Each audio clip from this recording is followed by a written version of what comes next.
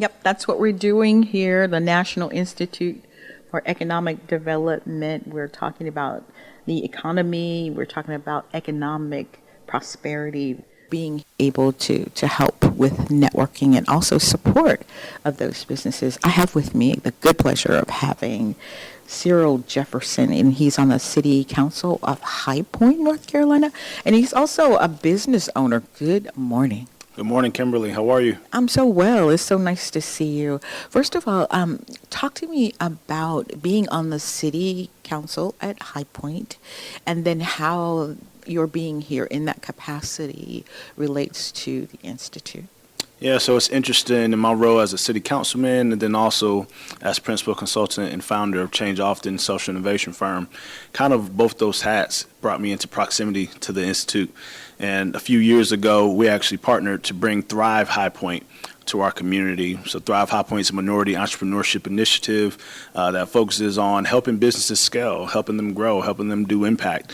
And I was actually the spearhead on that. I went to community partners within our city and said, hey, we need something that can help grow businesses because that becomes the lifeblood of community. Ultimately, Kimberly, if we can address economics, then there's a lot of things downstream that we can impact as well, whether it's food security, health, education, what have you.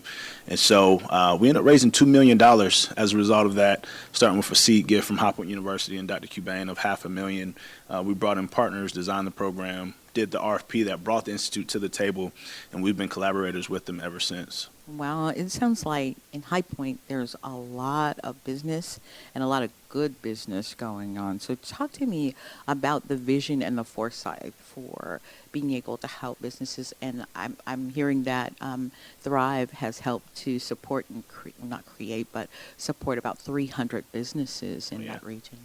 So essentially, High Point's been in the middle of revitalization now for the past 7 or 8 years.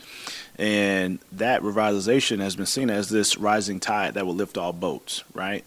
And what we knew early on as we got into it, at least folks from our community, the BIPOC communities, we know that revitalization sometimes leaves folks out. So we instead want to say, if we're going to have a rising tide, let's ensure that the boats who are historically anchored down and have leaks in them because of lack of access and disenfranchisement and so many other things, let's address the leaks and the anchors so that those boats can rise.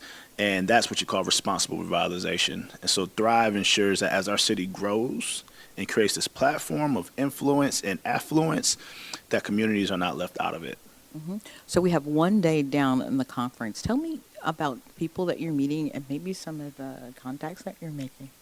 Absolutely incredible conference because it brings folks from every part of the ecosystem, whether it's public, private, nonprofit, individuals and professionals, leaders at the state level. I think the Secretary of State was here, Elaine Marshall, Secretary of IT was here.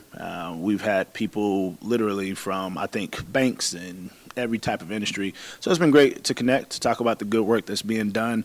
Quite frankly, when folks care, you can find ways to collaborate. And ultimately, when we collaborate, we innovate. And that's when change happens. And a little bit about your business, if you don't mind. Absolutely. Change Often is a social innovation firm. We operate in a space where we prioritize lives saved over dollars made. That means the impact that we do through our professional services happens in partnership with all that ecosystem of industries that I mentioned before to ultimately affect change. We help people navigate the very murky waters of change to ensure that those who need impact the most can get it. Cyril Jefferson, please. Just like George and Wheezy. Come on, Kimberly, we're moving on up. You know it. Okay, here we go. I'm going to repeat. I'm going to rewind and say Councilman Cyril Jefferson. Yes, ma'am. Thank you. In High Point, also business owner. Thank you for your time this morning. Appreciate you. God bless you. Appreciate you and have a wonderful rest of your conference. You as well. Thank you. Okay, let's go back to you at WNCU.